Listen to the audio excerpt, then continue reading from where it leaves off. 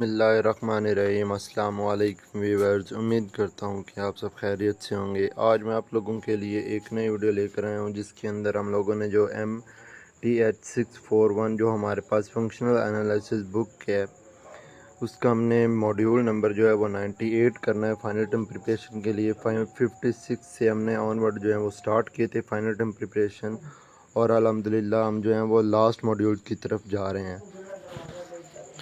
तो अब हमारे पास है मॉड्यूल नंबर 98 में है कि जो ग्राम स्मिथ है उसका हमने जो है वो ऑर्थोगोनलाइजेशन का जो प्रोसेस है गोनलाइजेशन का वो हमने करना है। तो इसके अंदर ये चीज़ बताई गई कि अगर हम फ़र्ज़ ये कर लेते हैं कि हमारे पास कोई भी एक वेक्टर स्पेस वी है, ठीक है, और उसके ऊपर जो हम इनर प्रोडक्ट ले रहे हैं उस वेक्टर स्पेस के ऊपर, वो हमारे पास इनर प्रोडक्ट के अंदर जो हमारे पास एलिमेंट है स्पेस के में, जो हमारे पास सीक्वेंस है वो हमारे पास x1 से x ऑफ n की फॉर्म में दिया गया है, जो कि हमारे पास बेसिस हैं इस वेक्टर स्पेस v की। ठीक है, फिर से बता देता हूँ कि हमारे पास कोई भी जो वेक्टर स्पेस v है with an inner product space के साथ, तो जो उसकी हमारे पास बेसिस हैं वेक्टर स्पेस v की, वो हमारे पास x1 to x of n की फॉर्म में दी गई हैं, और ये हमारे पास ऑर्थो नॉर्मल है।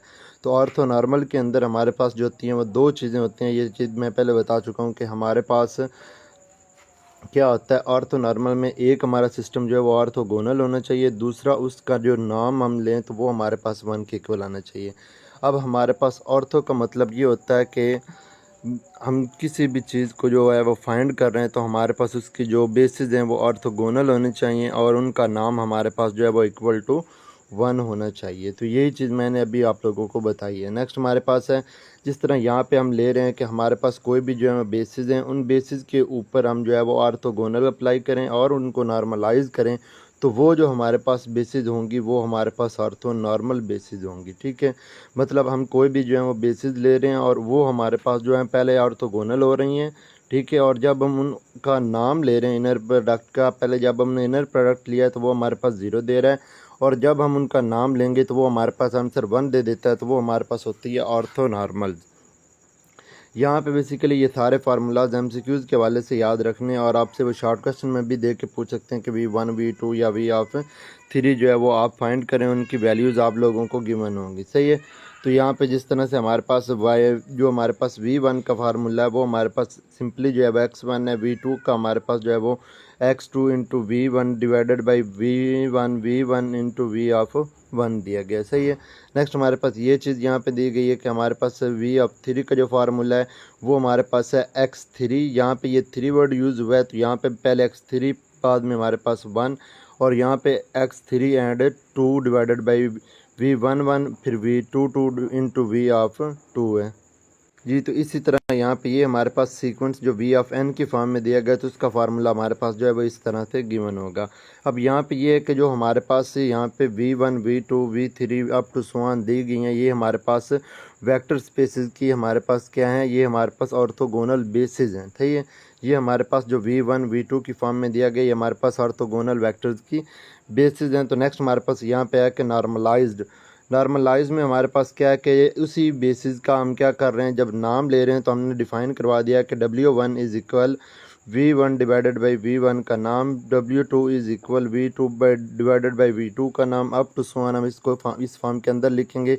और ये जो हमारे पास W1 W2 W of n होगी, ये हमारे पास ऑर्थो नॉर्मल बेसिस होंगी।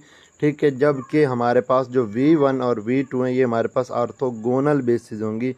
ये चीज़ आप लोगों ने MCQs के हवाले से भी याद रखनी है। ठीक है, नेक्स्ट हमारे पास यहाँ पे थ्योरम, और थ्योरम के अंदर क्या चीज़ गिवन है कि कोई भी हमारे पास जो फाइनाइट है वो हमारे पास डायमेंशन वेक्टर स्पेस की दी गई है, जिसका इनर प्रोडक्ट हमारे पास जो है वो ऑर्थो नॉर्मल आ रहा है। सही है, ऑर्थो नॉर्मल बेसिस जिसका हमारे पास इनर प्रोडक्ट आ रहा है, तो उस फाइनाइट डायमेंशनल वेक्टर स्पेस को हमने ज़ाहिर करना है। तो ये हमारे पास जो बेसिकली एग्जांपल है वो R3 के ऊपर दी गई है, और R3 के हमारे पास जो एलिमेंट दिए गए हैं वो x1 1 1 1 2 2 दिया गया, x2 हमारे पास -1 2 0 एंड 2 दिया गया, और हमारे पास जो नेक्स्ट जो V ऑफ नॉट है वो हमारे पास एक जो है वो स्पेस दी गई है। ठीक है, जो कि हमारे पास क्या है x1 से x2 2 के ऊपर है। अब हमने इसमें दो चीज़ें फाइंड करनी है, वही चीज़ें जो हमने अभी ऊपर पढ़ा कि एक हमारे पास ऑर्थो नॉर्मल होना चाहिए और दूसरा हमारे पास वो ऑर्थोगोनल होना चाहिए। तो जब हम इसको ऑर्थो नॉर्मल फाइंड करेंगे वी ऑफ नॉट के लिए, फिर हम उसको एक्सटेंड करके लिख देंगे जो उनकी बेसिस होंगी ऑर्थो नॉर्मल आर ऑफ 3 की उस फॉर्म के अंदर। तो हम यहाँ पे अपने प्रूफ की तरफ चलते हैं। तो हमारे पास x1 x2 गिवन था। x1 में हमारे पास जो एलिमेंट थे वो ये थे, ठीक है, और x2 में ये हैं और यहाँ पे x3 के अंदर ये हैं।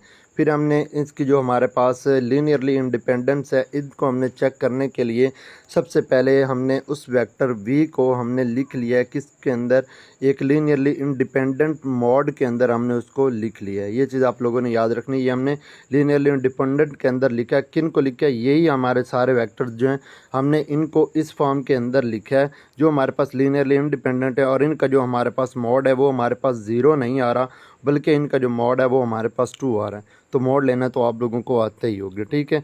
नेक्स्ट हम लोगों ने प्रोसेस को अप्लाई करवाना है। प्रोसेस को जब हम अप्लाई करवाएंगे तो हमने वही फार्मूलाज लगाने के v1 is equal x of 1।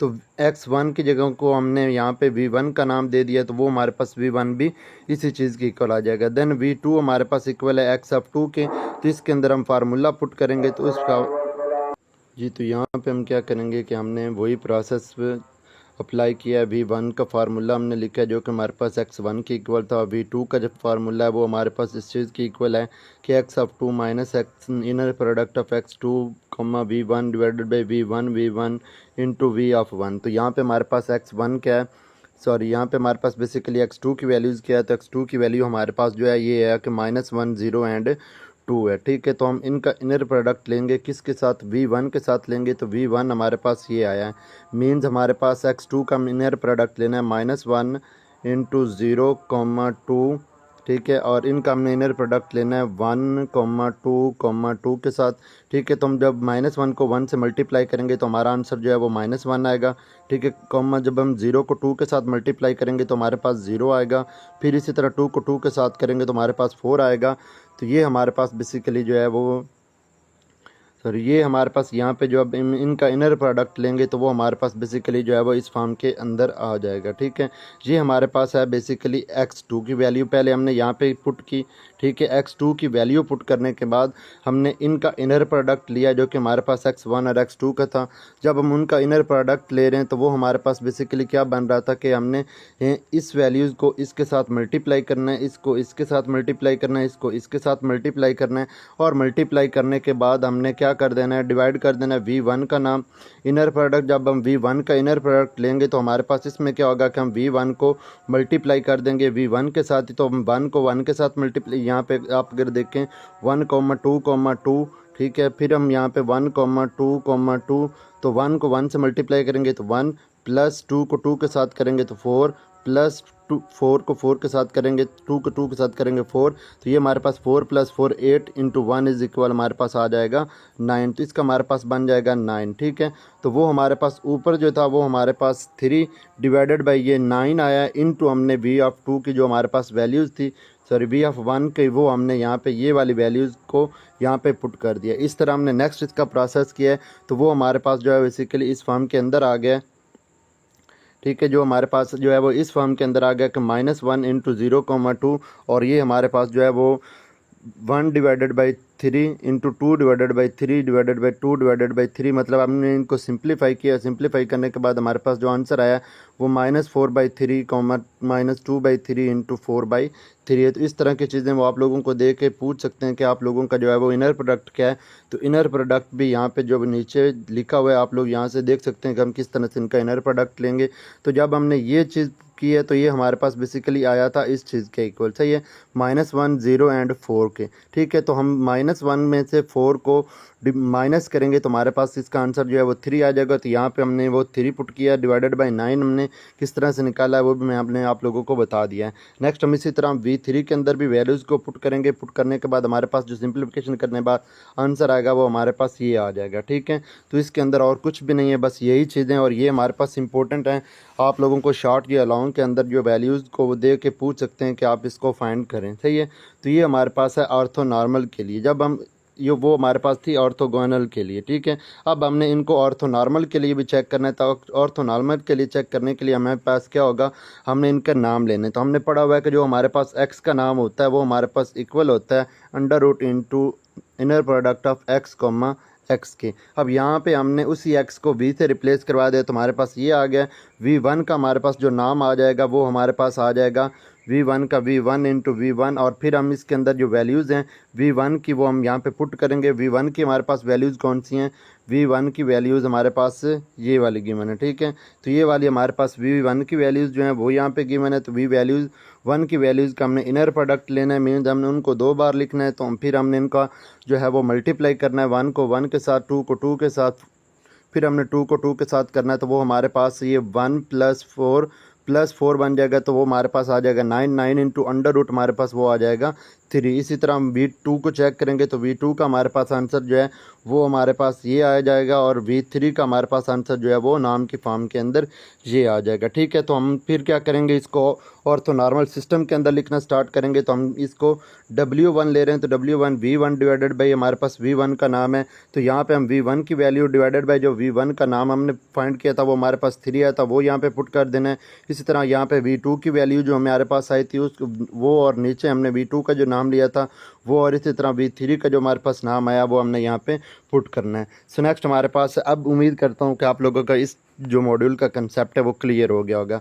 Next हमारे पास है 99 मॉड्यूल के अंदर हमारे पास डिस्टेंस पॉइंट के लिए जो कि सब बेसिस हैं, प्रॉब्लम है, उनका हमने जो है अब फाइंड करना है। अब हम डिस्टेंस किस तरह से फाइंड करते थे, तो हमने जब भी डिस्टेंस फाइंड करना होता था तो हमारे पास बेसिकली जो पॉइंट होते थे वो गिवन होते, ठीक है।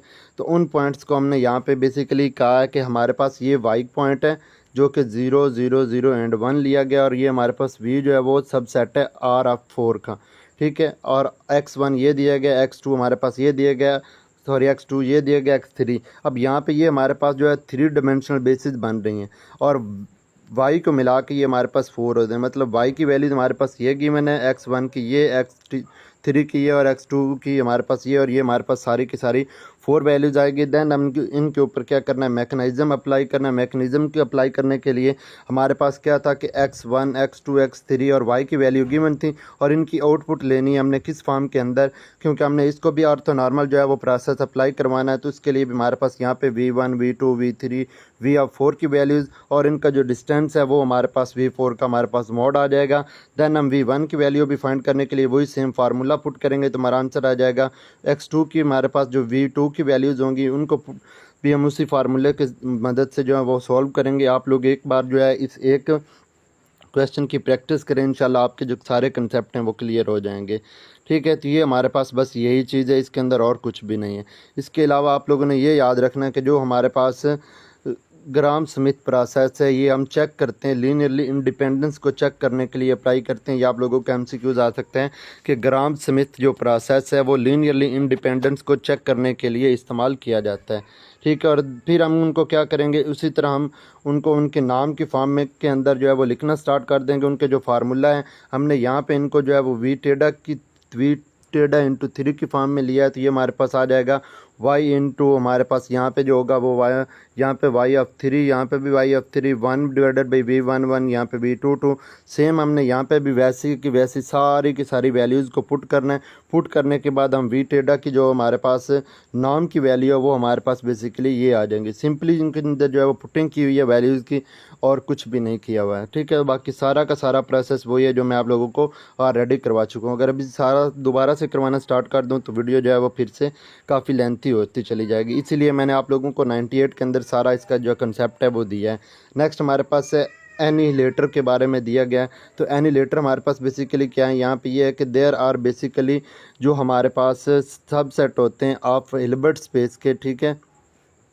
बेसिकली यहाँ पे यही बताया गया कि हमारे पास जो सबसेट होते हैं हिल्बर्ट स्पेस के, जो हमारे पास ऑर्थोगोनल हों with respect to the inner product के हिसाब से जो ऑर्थोगोनल हों, तो उनका जो हमारे पास एलिमेंट होगा वो हमारे पास हिल्बर्ट स्पेस होंगी। मीन्स यहाँ पे मैं ये बता देता हूँ डेफिनेशन में क्या चीज़ गिवन है कि हमने फ़र्ज़ ये कर लिया है कि एच हमारे पास एक हिल्बर्ट स्पेस है, और ये जो है वो सबसेट है सेट एच का, और एच में से एक एक्स हमने एलिमेंट ले लिया है। मीन्स यहाँ पे क्या है, हमने फ़र्ज़ ये किया है कि एच हमारे पास एक हिल्बर्ट स्पेस है, और हमने इस सेट जो हमारे पास हिल्बर्ट स्पेस में से हमने एक सबसेट ए ले लिया है और ये हमारे पास एच में से एक एलिमेंट हमने एक्स उठा लिया है और वो एक्स जो है वो हमारे पास ऑर्थोगोनल है। किसके लिहाज से? ए के लिहाज से वो हमारे पास क्या है? A into X comma X into ये हमारे पास जो है ये हमारे पास ऑर्थोगोनल का साइन है बेसिकली, जो कि हमारे पास इस तरह का दिया गया है, इंटू ए है। ठीक है, ऑर्थोगोनल में हमारे पास इनर प्रोडक्ट जो होता है वो ज़ीरो होता है, तो हमने ये लिख लिया है जब हमारे पास कोई भी वेक्टर जो ऑर्थोगोनल होंगे तो कब होंगे? जब उनका इनर प्रोडक्ट हमारे पास क्या आ जाएगा?